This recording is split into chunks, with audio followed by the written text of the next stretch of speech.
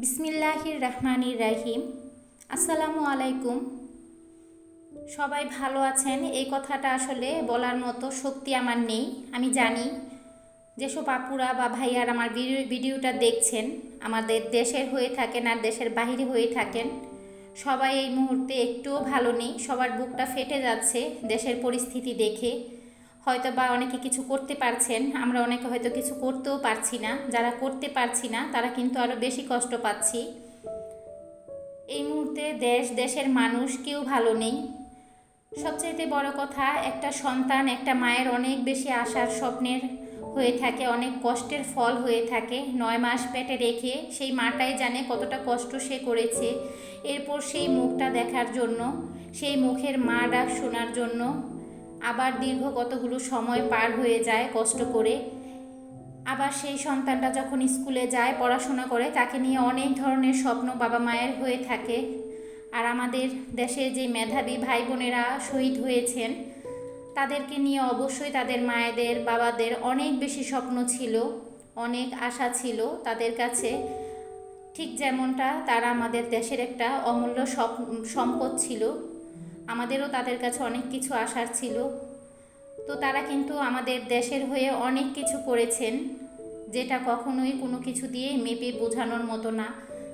তো এমন অমূল্য ধন যখন মা হারিয়েছে, সেই মাই জানে সেই মায়ের মনের কী অবস্থা এই মুহূর্তে। সন্তানহারা মায়ের বেদনা শুধু সন্তানহারা মাই জানে। দুনিয়ার কেউ কিন্তু সেই কষ্ট উপলব্ধি করার মতো কোনো শক্তি নেই, বা কোনো শক্তি আল্লাহ তাআলা দান করেননি। আমরা দূর থেকে যতটা পাচ্ছি, তাহলে বুঝুন যেই মায়ের কলিজার টুকরা হারিয়েছে সেই মায়ের কী অবস্থা হচ্ছে এই মুহূর্তে। আল্লাহর কাছে শুধু এইটুকুই প্রার্থনা করি, আল্লাহ যাতে ওই সকল মায়েদের মন শান্ত করে দেন, ধৈর্য ধরার তৌফিক দান করেন। একটা কথা শুধু চিন্তা করে যে আমার সন্তান শহীদ হয়েছে, আমি শহীদের মা, এমনকি আমার সন্তান শহীদ হয়েছে যেহেতু অবশ্যই সে জান্নাতবাসী হবে, আল্লাহ জান্নাতে তার জায়গাটা রাখবে ইনশাল্লাহ। তো সেটা চিন্তা করেই মায়ের মুখে হাসি ফুটুক, সেই সকল মায়েদের মুখে যেই মায়েরা শহীদের মা। আসলে তাদের জন্য এইটুকু দোয়া করা ছাড়া আর কিছুই করার নেই। হয়তোবা এই আন্দোলন চলা অবস্থায় যে যেভাবে পেরেছেন সাহায্য করেছেন, আমরা তো কিছুই করতে পারিনি। সেই দিক থেকে আমরাও একেবারেই অচল। আর অন্যদিকে আমরা গ্রামে থাকি, আমাদের গ্রামের আশেপাশে এমন কোনো কিছুই দুর্ঘটনাও ঘটেনি, বা এরকম কোনো কিছুই হয়নি, কোনো মিছিল আন্দোলন কোনো কিছুই যায়নি যে আমাদের ভাই বোনদের কোনোভাবে আমরা সাহায্য করব, সাহায্যের হাত বাড়িয়ে দিব। শুধু নামাজ পড়ে আল্লাহর কাছে কান্না করেছি, 2 ফোঁটা চোখের পানি ফেলেছি তাদের জন্য, যে আল্লাহ তুমি তারা যেই লড়াইটা লড়ছে তাদের সেই লড়াইটা তুমি সফল করো। আর যারাই তাদের উপরে জুলুম করেছে, আল্লাহ তুমি তাদেরকে মাটির সাথে একেবারে মিশিয়ে দাও। আর সেটা পুরো জাতি দেখুক, সেই মায়েরা দেখুক যে তাদের সন্তানকে যারা অন্যায়ভাবে জুলুম করে হত্যা করেছে তাদের কি অধপতন হচ্ছে, সেইগুলো দেখে সেই মায়েদের কলিজা ঠান্ডা হোক। সব বিচার তুমি আল্লাহ আখিরাতের জন্য রেখে দিও না, কিছুটা বিচার দুনিয়াতে করে নিয়ে যাও, যাতে করে দেশবাসী, পৃথিবীর মানুষ দেখে এবং কি কারো প্রতি কেউ জুলুম করতে একটু হলেও ভয় পায়। একটা কথা সবসময় মনে রাখবেন, মাজলুমের আর আল্লাহর মাঝে কিন্তু কোনো পর্দা থাকে না।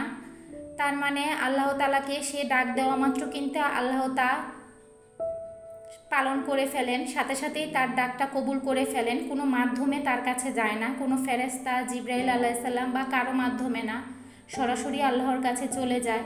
তো কাউকে পারিবারিকভাবে হোক, রাষ্ট্রীয়ভাবে হোক, সামাজিকভাবে হোক, কখনোই কষ্ট দেওয়ার চেষ্টা করবেন না, জুলুম করার চেষ্টা করবেন না। জুলুম কিন্তু অনেকভাবেই করা যায়। তো আল্লাহ সবাইকে হেদায়েত দান করুক, জুলুম করা থেকে সবাইকেই রক্ষা করুক, কারণ জুলুমের শাস্তি অনেক বেশি ভয়ানক। তো আসলে আজকে অনেক কথা বলে ফেললাম, মনটা অনেক বেশি খারাপ ছিল, ভিডিওটা দিতে চাচ্ছিলাম না, তারপরেও ভাবলাম আমার আপুদের সাথে কিছু কথা শেয়ার করি। তো সেই শেয়ার করার জন্যই কিন্তু ভিডিওটা দেওয়া। বাচ্চা যেহেতু আসছে, সংসারের কাজগুলো কিন্তু করতেই হয়, সেই সাথে বাচ্চাদের জন্য বাড়তি কাজগুলোও করতে হয়। এখানে আমার বেশ কিছু গুঁড়ো দুধ ছিল, গুঁড়ো দুধগুলো নষ্ট হয়ে যাবে, সেজন্য আমি এখানে সন্ধ্যার নাস্তা বানিয়ে নিচ্ছি। আর সেটার জন্য কিন্তু আমি খিরসাটা তৈরি করেছি গুঁড়ো দুধটা দিয়ে। এটা দিয়ে আমি কয়েকটা পাটিসাপটা পিঠা বানিয়ে নেব, যেটা কিনা সন্ধ্যাবেলায় খেয়ে যাতে শেষ হয়ে যায়। আর মন মানসিকতা ভালো নেই, তাই গুঁড়ো দুধ দিয়েই খিরসাটা করেছি যাতে করে ঝটপট তৈরি হয়ে যায়। তো এইভাবে করলে কিন্তু একেবারে ইজিভাবে 5 মিনিটের মধ্যেই কিন্তু খিরসাটা তৈরি হয়ে যায়। আর খেতে কিন্তু স্বাদটাও হয় অসাধারণ, যেহেতু এটা গুঁড়ো দুধের তৈরি। এখন আমি পাটিসাপটার যে উপরের লেয়ারটা থাকে সেটা তৈরি করার জন্য এখানে 1 কাপ পরিমাণ চালের গুঁড়া আর হাফ কাপ ময়দা নিয়েছি। কেউ চাইলে আটাও ব্যবহার করতে পারেন। আর চিনিটা পরিমাণ মতো দিয়ে দিয়েছি।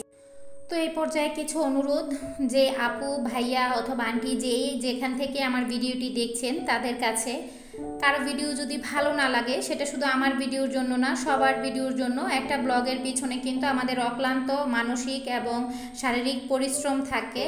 তো সেক্ষেত্রে এইটুকু সম্মান অন্তত আমাদেরকে করবেন যে আমাদের ভিডিওটা শুরুতেই একটি লাইক দিয়ে তারপরে ভিডিওটা কন্টিনিউ করবেন। যদি ভালো লাগে তাও দেখবেন, যদি ভালো নাও লাগে তাও দেখতে পারেন। আর এমনটি যদি হয় যে না আপনার একেবারেই ভালো লাগছে না, তাহলে দেখবেন না, কারণ এটা তো জোর করার কোনো বিষয় না। তবে কারো ভিডিও টেনে টেনে স্কিপ করে করে তাহলে এভাবে দেখবেন না প্লিজ। এভাবে দেখলে আমাদের অনেক বেশি ক্ষতি হয়। আর সেই সাথে আমার পরিচিত কিছু আপুদের উদ্দেশ্যও বলি, ভিডিওতে লাইক দেন আর না দেন বা ফুল ওয়াচ টাইমটা দেন আর না দেন, একটা কমেন্ট করে বলে রাখেন। এটা কিন্তু ঠিক না, এটা একজনকে ধোঁকা দেওয়া আর সেই সাথে একটি মিথ্যা কথাও বলা, একসাথে অনেকগুলো পাপ কিন্তু হয়ে যায়। তো এই ছোট ছোট গুণাগুলো থেকে আল্লাহ আমাদেরকে হেফাজতে রাখুক, এই কাজগুলো আমরা না করি। আমি কারো ভিডিওতে কিন্তু ঢুকলে শুরুতেই একটি লাইক দিয়ে দিই এবং বারবার সেটা খেয়াল করি আমি কি লাইকটা দিয়েছি, আমার লাইকটা কি ঠিক মতো পড়েছে কি না। আর এর পর আমি তার ভিডিওতে একটি কমেন্ট করে আমি হয়তো বা অনেক সময়ের জন্য বা মিউট করে রেখে থাকি বাচ্চাদের জন্য। তো সেক্ষেত্রে কিন্তু আমি ভিডিওটা ফুল ওয়াচ ঠিকই করে দেই। সময় যদি না পাই, সময় স্বল্পতার কারণে যদি না দেখি তো না দেখি, কিন্তু কারো ভিডিওতে ঢুকে এরকম কাজগুলো করি না। এই কাজগুলো খুবই ছোট মনের।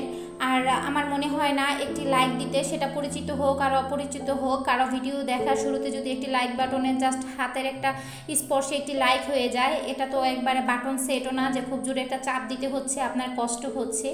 জাস্ট একটাবার টাচ করলে একটা লাইক পড়ে যায়। এইটুকু কাজ করতে যদি কারো কষ্ট হয়, আসলে তার সম্পর্কে কিছু বলার নেই। এরকম আমার অনেক ব্লগার আপুদের আমি এই কমপ্লেনগুলো করতে শুনি, যাদের কিনা অনেক বেশি ভিউ হচ্ছে কিন্তু একেবারেই কোনো লাইক নেই। তো আমারও কিন্তু এরকম হয়, তারপর আমি এই বিষয়গুলো আসলে ইগনোর করি। আমি এগুলো নিয়ে মাথা ঘামাতে চাই না, কারণ আমার কাছে মনে হয় যে এটা আসলে যেহেতু একটা ধৈর্যের বিষয়, তো সব কিছু মিলিয়েই কিন্তু এই ধৈর্যের পরীক্ষাটা দিতে হবে এই প্ল্যাটফর্মটা নিয়ে। তাই আমি এগুলো নিয়ে অত বেশি টেনশন করি না। আমার কোন ভিডিওতে কত ভিউ হলো, কি লাইক হলো, কি না হলো, জাস্ট কয়েকবার একটু দেখি, এরপর আর তেমন কিছু মনে করি না। শুধু এইটুকু ভরসা রাখি যে আল্লাহ যদি চায় তাহলে অবশ্যই এটা দিয়ে আমি অনেক বেশি দূর পর্যন্ত যাব, আর আল্লাহ যদি না চায় তাহলে হয়তো যেতে পারবো না, সেটা কারো না কারো ওসিলায় হয়ে যাবে। তো এই তো আপনাদের সাথে কথা বলতে বলতে কিন্তু আমার পিঠাগুলো বানানো হয়ে যাচ্ছে। আর যেহেতু অল্প পরিমাণে পিঠা, তাই খুব চটজলদি কিন্তু বানানো হয়ে গেছে। মন মানসিকতা ভালো না হওয়ার কারণেই কিন্তু অল্প পরিমাণে বানিয়েছি, অন্যথায় কিন্তু এই পিঠাগুলো অনেক বেশি বানানো হয়ে থাকে। যেমন মা শুনে বলছিল যে পিঠা বানাবি আগে জানাতি, তাহলে আমি দুধ কিনে পাঠিয়ে দিতাম। বাবা কিন্তু প্রতিদিনই একদিন 2 দিন পর পরই এটা ওটা নিয়ে চলে আসে, তো দুধ পাঠিয়ে দিত। তো আমি বললাম যে না, আমি আসলে অত পিঠা বানাবো না, ওরকম বসে পিঠা বানানোর মতো ধৈর্য মন মানসিকতা এখন আমার নেই।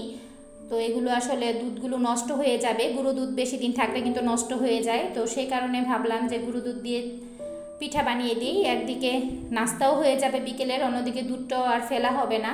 সেই সাথে গুঁড়া দুধের খিরসা পাটিসাপটা কিন্তু খেতে অনেক বেশি মজার হয়ে থাকে। যাদের অ্যামাউন্টের কোনো ভয় নেই তারা কিন্তু এভাবে গুঁড়ো দুধ দিয়ে অল্প সময়ের মধ্যে খুব মজার খিরসা বানিয়ে পাটিসাপটা বানাতে পারেন।